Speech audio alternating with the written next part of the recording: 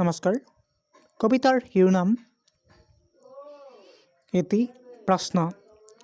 তোমাক এটা প্ৰশ্ন কৰোঁ, মই যদি কেতিয়াবা হেৰাই যাওঁ ভিৰৰ মাজত, তুমি বাৰু মোক পাহৰি যাবা নেকি?